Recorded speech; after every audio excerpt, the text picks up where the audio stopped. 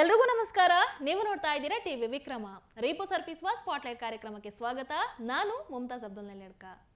ವೀಕ್ಷಕರೇ, ಪಾಕಿಸ್ತಾನದ ಪಾಡು ಈಗ ನಾಯಿ ಪಾಡಾಗ್ಬಿಟ್ಟಿದೆ. ಆಪರೇಷನ್ ಸಿಂಧೂರದಲ್ಲಿ ಭಾರತದ ಹೊಡೆತಕ್ಕೆ ತತ್ತರಿಸಿ ಹೋಗಿದ್ದಂತಹ ಪಾಕಿಸ್ತಾನ ಬಿದ್ರೂ ಮೀಸೆ ಮಣ್ಣಾಗ್ಲಿಲ್ಲ ಅಂತ ಹೇಳ್ಕೊಂಡು ತಿರ್ಗಾಡ್ತಾ ಇತ್ತು. ಇನ್ನು ಅಮೆರಿಕಾಗೆ ಹೋದಂತಹ ಪ್ರಧಾನಿ ಶೆಹಬಾಜ್ ಶರೀಫ್, ಅದೇ ರೀತಿ ಸೇನಾ ಮುಖ್ಯಸ್ಥ ಆಸಿಮ್ ಮುನೀರ್ ಡೊನಾಲ್ಡ್ ಟ್ರಂಪ್ ಅವರಿಗೆ ಬಕೆಟ್ ಅಲ್ಲ ಸಿಂಟೆಕ್ಸೇ ಹೇಳಿದ್ರು. ಏನೋ ಬಂದಿದಾರಲ್ವಾ ಅಂತ ಡೊನಾಲ್ಡ್ ಟ್ರಂಪ್ 4 ಒಳ್ಳೆ ಮಾತಾಡಿ ಕಳಿಸ್ಕೊಟ್ರು.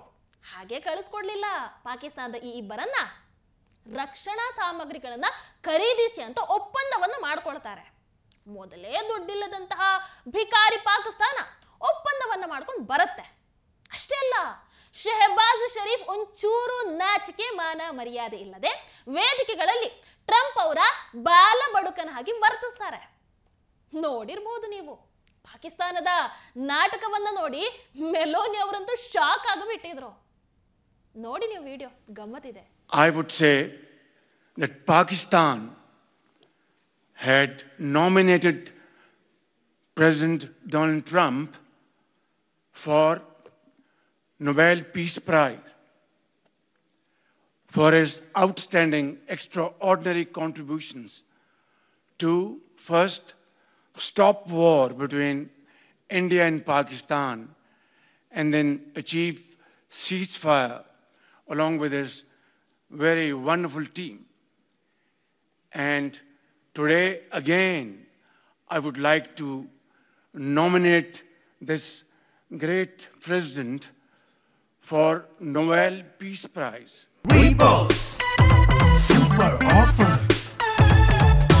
Repos Bumper Offer. Repos mattress ಅನ್ನು ಖರೀದಿಸಿ ಸ್ಮಾರ್ಟ್ ಟಿವಿಯನ್ನು ಉಚಿತವಾಗಿ ಪಡೆಯಿರಿ. Repos mattress. ಇನ್ನು ಪಾಕಿಸ್ತಾನ ಟ್ರಂಪ್ ಅನ್ನ ಓಲೈಸೋಕೆ ಟ್ರಂಪ್ ಅವರಿಗೆ ನೊಬೆಲ್ ಶಾಂತಿ ಪ್ರಶಸ್ತಿ ಕೊಡಬೇಕು ಅಂತ ಬೊಗಳೆ ಬೇರೆ ಬಿಡ್ತಾರೆ. ನಮ್ಮದು ಅಣುವಸ್ತ್ರ ರಾಷ್ಟ್ರ ಅಂತ ತಮ್ಮ ಬೆನ್ನನ್ನ ತಾವೇ ತಡ್ಕೊಳ್ತಾರೆ. ಬೇರೆ ಯಾರು ಇಲ್ವೇ, ಅವರೇ ತಡ್ಕೊಳ್ಬೇಕು ಬಿಡಿ. ಆದ್ರೆ ಜಾಗತಿಕವಾಗಿ ಇಷ್ಟೆಲ್ಲ ಬಿಲ್ಡಪ್ ಕೊಡ್ಕೊಂಡಂತಹ ಪಾಕಿಸ್ತಾನ ಈಗ ಮತ್ತೆ ಭಾರೀ ಸಂಕಷ್ಟದಲ್ಲಿ ಬಿದ್ದು ಒದಾಡ್ತಾ ಇದೆ. ಅಫ್ಘಾನಿಸ್ತಾನದ ದಾಳಿಗೆ ಪಾಕಿಸ್ತಾನ ದಂಗಾಗಿ ಹೋಗ್ಬಿಟ್ಟಿದೆ. ಆಸಿಮ್ ಮುನೀರ್ ಸೇನೆ ಮಣ್ಣು ಮುಕ್ಕಿದೆ. ಅಲ್ಲ, ಇಲ್ಲ ಅಂದ್ರೇನೆ ಪಾಕಿಸ್ತಾನಕ್ಕೆ ಮಾನ ಮರ್ಯಾದೆ ಯಾವುದು ಇಲ್ಲ. ಭಾರತ ಅಂತೂ ಆಪರೇಷನ್ ಸಿಂಧೂರದಲ್ಲಿ ಹಿಂಡಿ ಹಾಕಿಬಿಟ್ಟಿದೆ. ಈಗ ಮತ್ತೆ ಅಫ್ಘಾನಿಸ್ತಾನ ಆ ಕೆಲಸವನ್ನ ಮುಂದುವರಿಸ್ತಾ ಇದೆ. ಪಾಕಿಸ್ತಾನದ ಮಾನ ಮರ್ಯಾದೆಯನ್ನ ಜಾಗತಿಕ ಮಟ್ಟದಲ್ಲಿ ಹರಾಜು ಹಾಕ್ತಾ ಇದೆ. ವೀಕ್ಷಕರೇ, ನಿಮಗೆ ಗೊತ್ತು, ಅಫ್ಘಾನಿಸ್ತಾನದ ತಾಲಿಬಾನಿಗಳು ಪಾಕಿಸ್ತಾನದ ಮೇಲೆ ನಿರಂತರವಾಗಿ ದಾಳಿಯನ್ನ ಮಾಡ್ತಾನೆ ಇದ್ದಾರೆ. ಪಾಕಿಸ್ತಾನದ ಒಂದಷ್ಟು ಕಡೆ ಸ್ಫೋಟಗಳನ್ನು ನಡೆಸುವ ಮೂಲಕ ನಮ್ಮ ಹತ್ರ ಅಣುವಸ್ತ್ರ ಇದೆ ಅಂತ ಬೆದರಿಸುವಂತಹ ಇದೇ ಭಿಕಾರಿ ದೇಶ ಪಾಕಿಸ್ತಾನವನ್ನ ಬೆಚ್ಚಿ ಬೀಳಿಸಿದ್ದಾರೆ. ಅಂದ್ರೆ ಈ ಇರದೇ ಇರುವೆ ಬಿಡ್ಕೊಳ್ಳೋದು ಅಂತ ಹೇಳ್ತಾರಲ್ವಾ, ಹಾಗೆ ಅಫ್ಘಾನಿಸ್ತಾನದ ಜೊತೆಗೆ ಮಿಲಿಟರಿ ಸಂಘರ್ಷಕ್ಕೆ ಇವರೇ ಇಳಿತಾರೆ. ಈಗ ಅಯ್ಯೋ ತಗೊಳ್ರಪ್ಪ ಅಂತ ಪಾಕಿಸ್ತಾನಕ್ಕೆ ತಾಲಿಬಾನಿಗಳು ಮೊಟ್ಟಿ ನೋಡ್ಕೊಳ್ಳೋ ಹಾಗೆ ಪ್ರತಿದಾಳಿಯನ್ನ ನಡೆಸ್ತಾನೆ ಇದ್ದಾರೆ. ಪಾಕಿಸ್ತಾನದ ಸುಮಾರು 200ಕ್ಕೂ ಹೆಚ್ಚು ಸೈನಿಕರನ್ನ ಕೊಂದು ಹಾಕಿದೀವಿ ಅಂತ ಅಫ್ಘಾನಿಸ್ತಾನ ಸರ್ಕಾರನೇ ತಿಳಿಸ್ಬಿಟ್ಟಿದೆ. ಅಷ್ಟೇ ಅಲ್ಲ, ವಶಪಡಿಸಿಕೊಂಡಂತಹ ಪಾಕಿಸ್ತಾನದ ಸೈನಿಕರ ಸಮವಸ್ತ್ರಗಳನ್ನ ಕಂಬಕ್ಕೆ ನೇತು ಹಾಕೋ ಮೂಲಕ ಮಜಾ ಇದೆಯಲ್ವಾ, ತಾವು ಪಾಕಿಸ್ತಾನಕ್ಕೆ ಯಾವ ರೀತಿ ತಕ್ಕ ಶಾಸ್ತಿಯನ್ನ ಮಾಡ್ತಾ ಇದ್ದೀವಿ ಅನ್ನುವಂಥದ್ದನ್ನ ಅಫ್ಘಾನಿಸ್ತಾನ ಜಗತ್ತಿಗೆ ಸಾರಿ ಸಾರಿ ಹೇಳ್ತಾ ಇದೆ. ನಮ್ಮನ್ನ ಮುಟ್ಟೋದಕ್ಕೆ ಬಂದ್ರೆ ನಮ್ಮ ಹತ್ರ ಅಣುವಸ್ತ್ರ ಇದೆ, ನಾವು ನ್ಯೂಕ್ಲಿಯರ್ ಪವರ್ಡ್ ಕಂಟ್ರಿ, ನಾವು ಅಷ್ಟು ಸಮರ್ಥರು, ನಾವು ಇಷ್ಟು ಸಮರ್ಥರು ಅಂತ ಬೊಗಳೆ ಬಿಡ್ತಾ ಇದ್ದಂತಹ ಪಾಕಿಸ್ತಾನ ಈಗ ಜಾಗತಿಕ ಮಟ್ಟದಲ್ಲಿ ಬೆತ್ತಲಾಗಿ ಹೋಗಿದೆ. ಅಫ್ಘಾನಿಸ್ತಾನ ಅಂತೂ ಪಾಕಿಸ್ತಾನದ ಮೇಲೆ ದಾಳಿ ಮೇಲೆ ದಾಳಿಯನ್ನ ನಡೆಸಿ ಅದೆಂತಹ ಭಿಕಾರಿ ರಾಷ್ಟ್ರ ಅನ್ನುವಂಥದ್ದನ್ನ ಜಗತ್ತಿಗೆ ಸಾರಿ ಸಾರಿ ಹೇಳ್ತಾ ಇದೆ. ವೀಕ್ಷಕರೇ, ನಾನು ಆಗ್ಲೇ ಹೇಳಿದೆ, ಅಫ್ಘಾನಿಸ್ತಾನವನ್ನ ಕೆಣಕಿ ಜಗಳಕ್ಕೆ ಆಹ್ವಾನವನ್ನ ಕೊಟ್ಟಿದ್ಯಾರು? ಇದೇ ಭಿಕಾರಿ ಪಾಕಿಸ್ತಾನ. ತಾಲಿಬಾನ್ ವಿದೇಶಾಂಗ ಸಚಿವ ಅಮೀರ್ ಖಾನ್ ಮುತ್ತಕಿ ಭಾರತಕ್ಕೆ ಭೇಟಿ ನೀಡಿರ್ತಾರೆ. ಆಗ ಅವರು ನಾವು ಭಾರತದ ಪರವಾಗಿ ಯಾವತ್ತೂ ಕೂಡ ಇರ್ತೀವಿ, ಪಾಕಿಸ್ತಾನ ನಮ್ಮ ತಂಟೆಗೆ ಬಂದ್ರೆ ಅವರಿಗೆ ತಕ್ಕ ಶಾಸ್ತಿಯನ್ನ ನಾವು ಮಾಡ್ತೀವಿ ಅಂತ ಹೇಳ್ತಾರೆ. India has always stood by Afghan people and has assisted them in many areas. Similarly, over the past 4 years, and particularly the recent earthquake in Kunar, India was the first country to respond in humanitarian assistance. We would like to show appreciation. Afghanistan looks at India as a close friend. Afghanistan wants relations based on mutual respect and trade and people-to-people, political trade and people-to-people relations. The Islamic Emirate of Afghanistan stands ready to create a mechanism of understanding between two countries, and these consultative mechanisms work towards strengthening our relations. Approximately 9 months earlier, I met with the Deputy Foreign Minister Vikram Singh in Dubai, and this was the good start of high-level engagement, following which I had 2 phone calls with yourself, which gave new impetus to our relations. I am happy today that I'm here in Delhi, and this visit will increase or strengthen the understanding between both countries and open a new chapter between these relations. We hope that Afghanistan and India, on an official level and in different areas, increase their engagements and exchanges. We hope that through talks and dialogue we can increase the level of understanding between us. During the American occupation, there was many ups and downs that happened. However, throughout this time, we never gave a statement against India. Rather, we always sought good relations with India. We will not allow any group to threaten anyone else or use the territory of Afghanistan against others. Daesh is a challenge for the region, and Afghanistan is at the front lines of this struggle. Luckily, the Islamic Emirate of Afghanistan, its forces and its strong struggle against it has eradicated from Afghanistan. The need of our region is that we combat this menace together, and this is a need for the common prosperity of both nations. Amir Khan ಮುತ್ತಕಿ ಅವರು ಭಾರತ ಭೇಟಿ ಸಂದರ್ಭದಲ್ಲಿ ಆ ಕಡೆ ಪಾಕಿಸ್ತಾನ ಕಾಬೂಲ್ ನಗರದ ಮೇಲೆ ದಾಳಿಯನ್ನು ಮಾಡುತ್ತೆ. ಆ ಮೂಲಕ ಸುಮ್ಮನೆ ಇರದೆ ಇರುವೆಯನ್ನ ಬಿಡ್ಕೊಂಡಿದ್ದ ಅವತ್ತು ಪಾಕಿಸ್ತಾನ. ಸುಮ್ಮನೆ ಬಿಡ್ತಾರ ಇವರು? ಅಫ್ಘಾನಿಸ್ತಾನದವರು ಕೊಟ್ರು. ಪಾಕಿಸ್ತಾನ ಸೇನಾ ನೆಲೆಗಳ ಮೇಲೆ ಅಫ್ಘಾನಿಸ್ತಾನ ಪ್ರತಿ ದಾಳಿಯನ್ನು ನಡೆಸ್ತು. ಅಫ್ಘಾನಿಸ್ತಾನದ ತೀವ್ರ ದಾಳಿಯಿಂದ ಕಂಗಾಲಾದಂತಹ ಪಾಕಿಸ್ತಾನ ಕದನ ವಿರಾಮ ಒಪ್ಪಂದಕ್ಕೆ ಮೊರೆಯನ್ನ ಇಡುತ್ತೆ. ನೋಡಿ, ನಮಗೆ ಸಂಘರ್ಷ ಎಲ್ಲ ಬೇಡ, ಕದನ ವಿರಾಮವನ್ನ ಘೋಷಣೆ ಮಾಡಿ ಅಂತ ಅಫ್ಘಾನಿಸ್ತಾನದ ಕೈ ಕಾಲು ಹಿಡ್ಕೊಳ್ಳುತ್ತೆ Pakistan.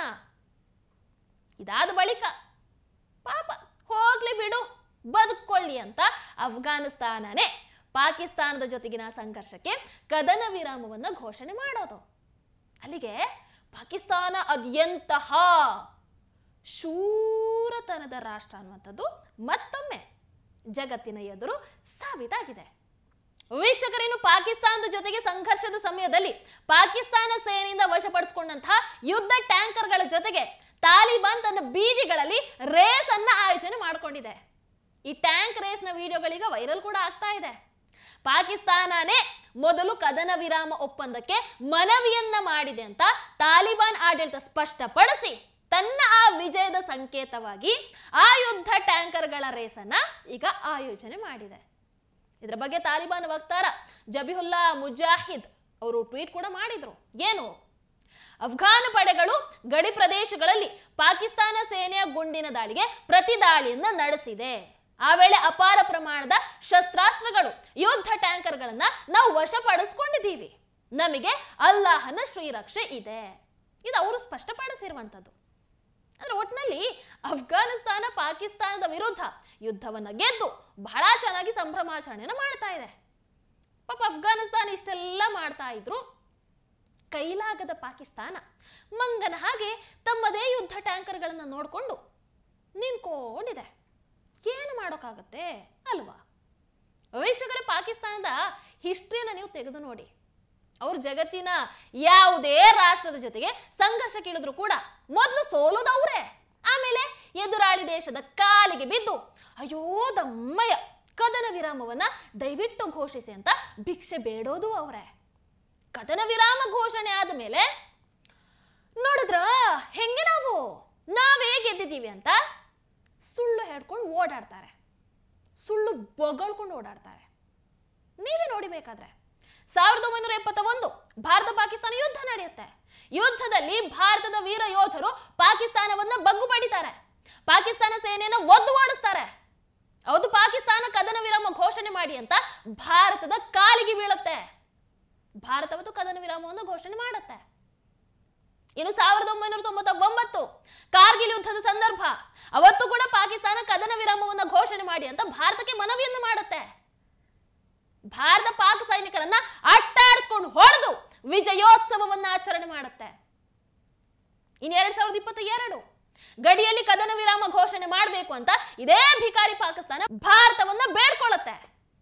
2016 surgical strike, 2019 Balakot air strike, ಈ ಎಲ್ಲ ಸಂದರ್ಭಗಳಲ್ಲೂ ಕೂಡ ಭಾರತದ ಎದುರು ಸೋತಿದ್ಯಾರು? ಇದೇ ಪಾಕಿಸ್ತಾನ ತಾನೆ. ಏನು ಎತ್ಕೊಂಡ ಬಂದಿದ್ರು ಪಾಕಿಸ್ತಾನ? ಇನ್ನು ಒಂದಷ್ಟು ತಿಂಗಳ ಹಿಂದೆ ಪೆಹಲ್ಗಾಮ್ನಲ್ಲಿ ದಾಳಿ ನಡೆಯುತ್ತೆ. ಆ ದಾಳಿಗೆ ಪ್ರತಿಯಾಗಿ ಭಾರತ ಕೈಗೊಂಡಂತಹ ಆಪರೇಷನ್ ಸಿಂಧೂರ, ಅದಕ್ಕೂ ಪಾಕಿಸ್ತಾನಕ್ಕೆ ಸರಿಯಾದ ಉತ್ತರವನ್ನ ಕೊಟ್ವಿ. ಪಾಕಿಸ್ತಾನವೇ ಅವತ್ತು ಬೆಚ್ಚಿ ಬಿದ್ದಿತ್ತು. ಎಲ್ಲಿ ಮೋದಿಜಿ ಸರ್ಕಾರ ಪಾಕಿಸ್ತಾನವನ್ನೇ ವಶಪಡಿಸ್ಕೊಳ್ತಾರೋ ಅಂತ ಈ ಶೆಹಬಾಜ್ ಶರೀಫ್ ಓಡ್ತಾರೆ. ಎಲ್ಲಿಗೆ ಓಡ್ತಾರೆ? ಟ್ರಂಪ್ ಹತ್ರ ಓಡ್ತಾರೆ. ನಮ್ಮನ್ನ ಭಾರತದ ದಾಳಿಯಿಂದ ದಯವಿಟ್ಟು ರಕ್ಷಣೆ ಮಾಡಿ ಅಂತ ಡೊನಾಲ್ಡ್ ಟ್ರಂಪ್ ಪಾದಗಳಿಗೆ ಬೀಳ್ತಾರೆ. ಕೊನೆಗೆ ಕದನ ವಿರಾಮ ಘೋಷಣೆ ಆಗುತ್ತೆ.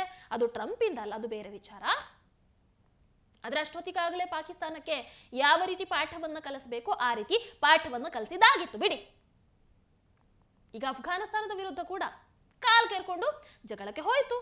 ಏನಾಯ್ತು? ಸೋಲನ್ನು ಅನುಭವಿಸ್ಕೊಂಡು ಬಂದ್ರು. ತನ್ನ ಸೈನಿಕರನ್ನ, ಯುದ್ಧ ಟ್ಯಾಂಕರ್ಗಳನ್ನ ಸಂಪೂರ್ಣ ಕಳ್ಕೊಳ್ತು. ಆಸ್ ಆಲ್ವೇಸ್ ನಮಗೆ ಸಂಘರ್ಷ ಬೇಡ, ಕದನ ವಿರಾಮವನ್ನ ಘೋಷಿಸಿ ಅಂತ ಅಫ್ಘಾನಿಸ್ತಾನದ ಕೈ ಕಾಲ್ ಹಿಡ್ಕೊಂಡು ಕದನ ವಿರಾಮವನ್ನ ಘೋಷಣೆ ಮಾಡಿಸ್ಕೊಂಡು ಬಂದಿದೆ. ಅಂದ್ರೆ ಅಷ್ಟರ ಮಟ್ಟಿಗೆ ಪಾಕಿಸ್ತಾನ ಒಂದು ದುರ್ಬಲ ದೇಶ, ಪಾಕಿಸ್ತಾನ ಒಂದು ಭಿಕಾರಿಗಳ ದೇಶ, ಪಾಕಿಸ್ತಾನ ಒಂದು ದಿವಾಳಿ ಆಗಿರುವಂತಹ ದೇಶ ಅನ್ನುವಂಥದ್ದನ್ನ ಅವರೇ ಮತ್ತೆ ಮತ್ತೆ ಜಗತ್ತಿಗೆ ಸಾರಿ ಸಾರಿ ಹೇಳ್ತಾ ಇದ್ದಾರೆ. ನಾವೆಲ್ಲ, ಪಾಕಿಸ್ತಾನನೇ ಸಾರಿ ಸಾರಿ ಹೇಳ್ತಾ ಇದೆ. ವೀಕ್ಷಕರ, ಪಾಕಿಸ್ತಾನ ಹೀಗೆ ಯಾವಾಗೆಲ್ಲ ಭಾರತ ಸೇರಿದ ಹಾಗೆ ಯಾವುದೇ ದೇಶದ ವಿರುದ್ಧ ಕೂಡ ಸೋತಾಗ್ಲೂ ಕದನ ವಿರಾಮವನ್ನ ಮಾಡಿಕೊಂಡೇ ಬಂದಿರುವಂಥದ್ದು. ತಾಲಿಬಾನಿಗಳು ಕೂಡ ಈಗ ಪಾಠವನ್ನ ಕಲಿಸ್ತಾ ಇದ್ದಾರೆ. ಇಷ್ಟಾದ್ರೂ ಪಾಕಿಸ್ತಾನದ ಸೊಕ್ಕು ಮಾತ್ರ ಮುರಿದಿಲ್ಲ ನೋಡಿ. ಯಾಕೆ? ಉಭಯ ದೇಶಗಳ ಒಪ್ಪಿಗೆಯ ನಂತರ ಕದನ ವಿರಾಮವನ್ನ ಘೋಷಣೆ ಮಾಡಲಾಗಿದೆ ಅಂತ ನಾಚಿಕೆ ಇಲ್ಲದೆ ಹೇಳ್ಕೊಂಡು ಓಡಾಡ್ತಾ ಇತ್ತು. ಅದಕ್ಕೂ ಕೂಡ ಅಫ್ಘಾನಿಸ್ತಾನ ಸರಿಯಾಗಿ ಪ್ರತ್ಯುತ್ತರವನ್ನ ನೀಡಿದೆ. ನೀವೇ ನೋಡಿ, ಅವತ್ತು ಭಾರತ ಪಾಕ ಕ್ರಿಕೆಟ್ ಪಂದ್ಯಾಟ ನಡೆಯುತ್ತೆ. ಅಲ್ಲಿ ಪಾಕಿಸ್ತಾನವನ್ನ ಭಾರತ ಸೋಲ್ಸುತ್ತೆ, ಏಷ್ಯಾ ಕಪ್ ಗೆಲ್ಲುತ್ತೆ. ಆ ಪಾಕಿಸ್ತಾನಿ ಕೈಯಿಂದ ನಮಗೆ ಅದನ್ನ ತಗೊಳ್ಳೋದಕ್ಕೆ ಇಷ್ಟ ಇಲ್ಲ ಅಂತ ಭಾರತ ರಿಜೆಕ್ಟ್ ಮಾಡುತ್ತೆ. ಭಾರತ ಅವತ್ತು ಈ ಪಾಕಿಸ್ತಾನಿ ಕೈಯಿಂದ ನಮಗೆ ಟ್ರೋಫಿ ತಗೊಳ್ಳೋದಕ್ಕೆ ಇಷ್ಟ ಇಲ್ಲ ಅಂತ ಅವರ ಪಾಡಿಗೆ ಅವ್ರು ಕೂತ್ಕೊಂಡ್ರು, ಹೋಗ್ಲಿಲ್ಲ ಸ್ಟೇಜಿಗೆ. ಈ ಪಾಕಿಸ್ತಾನದ ಕ್ರಿಕೆಟ್ ಮಂಡಳಿ ಅಧ್ಯಕ್ಷ ಏನ್ ಮಾಡ್ತಾರೆ? ಆ ಟ್ರೋಫಿಯನ್ನೇ ಕದ್ಕೊಂಡು ಹೋಗ್ತಾರೆ. ಕದ್ಕೊಂಡು ಹೋಗಿದ್ದಲ್ಲದೆ ಈ ಟ್ರೋಫಿ ನಮ್ಮದೇ ಅಂತ ಹೇಳ್ತಾರೆ. ಅಂತಹ ನಾಚಿಕೆಗೇಡಿನ ಅಧ್ಯಕ್ಷನಿಗೆ ನಾಚಿಕೆ ಇಲ್ಲದೆ ಪಾಕಿಸ್ತಾನ ಸರ್ಕಾರ ಸನ್ಮಾನವನ್ನ ಬೇರೆ ಮಾಡುತ್ತೆ. ಅಂದ್ರೆ ಅದ್ ಹಿಂಗೆ ಸೋಲ್ಲಿ, ಎಷ್ಟೇ ಸೋಲ್ಲಿ, ಹೇಗೆ ಮಾನ ಮರ್ಯಾದೆ ಹೋಗ್ಲಿ, ಈ ಅಹಂಕಾರ ಪ್ರದರ್ಶನವನ್ನ ಮಾಡೋದು ಮಾತ್ರ ಪಾಕಿಸ್ತಾನ ಬಿಡಲ್ಲ ಅನ್ನುವಂಥದ್ದಕ್ಕೆ ಇದೊಂದು ಪುಟ್ಟ ಉದಾಹರಣೆ ಅಷ್ಟೇ. ಒಟ್ನಲ್ಲಿ ಚೈನಾ ಅಮೆರಿಕದ ಅಡಿಯಾಳಾಗಿರುವಂತಹ ಪಾಕಿಸ್ತಾನ ಇವತ್ತು ಅಭಿವೃದ್ಧಿ ವಿಚಾರದಲ್ಲೂ ಕೂಡ ಎಕ್ಕುಟ್ಟೋಗಿದೆ. ಅಲ್ಲ, ಚೈನಾ ಬಿಡಿ, ಅವರಿಗೆ ಇವ್ರುಗಳ ಆಟ ಏನು, ಇವ್ರುಗಳ ಯೋಗ್ಯತೆ ಏನು ಅನ್ನುವಂಥದ್ದು ಗೊತ್ತು. ಅವ್ರು ಏನು ಮಾಡಬೇಕು, ಹೆಂಗೆ ಯೂಸ್ ಮಾಡಬೇಕು ಅಷ್ಟೇ ಮಾಡ್ಕೊಳ್ತಾ ಇದ್ದಾರೆ. ಇನ್ನು ಪಾಕಿಸ್ತಾನ, ಆ ಕಡೆ ಸಮರ್ಥ ನಾಯಕ ಇಲ್ಲ, ಈ ಕಡೆ ಭಯೋತ್ಪಾದನೆ, ಉಗ್ರವಾದ ಇವೆಲ್ಲದಕ್ಕೆ ಸಿಲುಕಿ ನಲುಗು ಹೋಗ್ಬಿಟ್ಟಿದೆ. ಬಲೂಚಿಸ್ತಾನದ ಪರಿಸ್ಥಿತಿ ನಿಮಗೆಲ್ಲರಿಗೂ ಗೊತ್ತೇ ಇದೆ, ಅಲ್ಲಿ ಏನಾಗ್ತಾ ಇದೆ ಅಂತ. ಬಲೂಚಿಸ್ತಾನ ಹೋರಾಟಗಾರರ ಡಿಮಾಂಡ್ ಏನನ್ನುವಂಥದ್ದು ನಿಮಗೆ ಗೊತ್ತಿದೆ. ಇನ್ನು ಪಾಕ್ ಒಳಗೆ ಜೆನ್ಸಿಗಳೇ ದಂಗೆ ಹೇಳ್ತಾ ಇದ್ದಾರೆ. POK ಅದು ಬೇರೆನೇ ಕಥೆ. ಇನ್ನು ಕಾಸಿದ್ಯವರ ಕೈಯಲ್ಲಿ ಅದೂ ಇಲ್ಲ. ಜಗತ್ತಿನ ಹಣಕಾಸು ಸಂಸ್ಥೆಗಳು ಕೂಡ ಪಾಕಿಸ್ತಾನಕ್ಕೆ ಸಾಲವನ್ನು ಕೊಡೋದಕ್ಕೆ ಹಿಂದೆಟ್ ಹಾಕ್ತಾ ಇವೆ. ಅಲ್ಲ, ಯಾರು ಕೊಡ್ತಾರೆ ಅವರಿಗೆ? ಏನಂತ ಕೊಡೋದು ಹೇಳಿ? ಇಷ್ಟಾದರೂ ಪಾಠವನ್ನು ಕಲಿಯದಂತಹ ಪಾಕಿಸ್ತಾನ ಸಂಘರ್ಷಕ್ಕಂತೂ ಇಳಿತಾನೇ ಇರುತ್ತೆ. ಕೊನೆಗೆ ಕದನ ವಿರಾಮವನ್ನು ಘೋಷಣೆ ಮಾಡಿಸ್ಕೊಂಡು ಬಾಲ ಮುದುರ್ಕೊಂಡು ಕೂರುತ್ತೆ. ನನಗಿವೆಲ್ಲವನ್ನ ನೋಡಿದ್ರೆ, ಇತ್ತೀಚೆಗಂತೂ ಪಾಕಿಸ್ತಾನದ ಪರಿಸ್ಥಿತಿಯನ್ನ ನೋಡಿದ್ರೆ, ಇನ್ನಂತೂ ಪಾಕಿಸ್ತಾನವನ್ನ ಯಾವ ದೇವರಿಂದ ಕೂಡ ಕಾಪಾಡೋದಕ್ಕೆ ಸಾಧ್ಯ ಇಲ್ಲ. ನಿಮಗೂ ಹಾಗೆ ಅನ್ನಿಸ್ತಾ ಇದೆಯಾ? ದಯವಿಟ್ಟು ಕಾಮೆಂಟ್ ಮಾಡಿ ತಿಳಿಸಿ. ಹಾಗೆ ವಿಡಿಯೋ ನಿಮಗೆ ಇಷ್ಟ ಆದಲ್ಲಿ ಲೈಕ್ ಮಾಡಿ, ಶೇರ್ ಮಾಡಿ. ನಮಸ್ಕಾರ. Repos Super Offer. Repos Bumper Offer. Repos mattress ಅನ್ನು ಖರೀದಿಸಿ ಸ್ಮಾರ್ಟ್ ಟಿವಿಯನ್ನು ಉಚಿತವಾಗಿ ಪಡೆಯಿರಿ. Repos mattress. ಟಿವಿ ವಿಕ್ರಮ, ದೇಶ ನಿಮ್ಮ ಕೈಯಲ್ಲಿ. ಈ ಕಾರ್ಯಕ್ರಮ ನಿಮಗೆ ಇಷ್ಟ ಆಗಿದ್ದಲ್ಲಿ ಲೈಕ್, ಶೇರ್ ಹಾಗೂ ಕಮೆಂಟ್ ಮಾಡಿ. ಟಿವಿ ವಿಕ್ರಮದ ಕಾರ್ಯಕ್ರಮಗಳನ್ನು ನಿರಂತರವಾಗಿ ವೀಕ್ಷಿಸಲು ಸಬ್ಸ್ಕ್ರೈಬ್ ಮಾಡಿ, ಬೆಲ್ ಐಕನ್ ಒತ್ತಿ.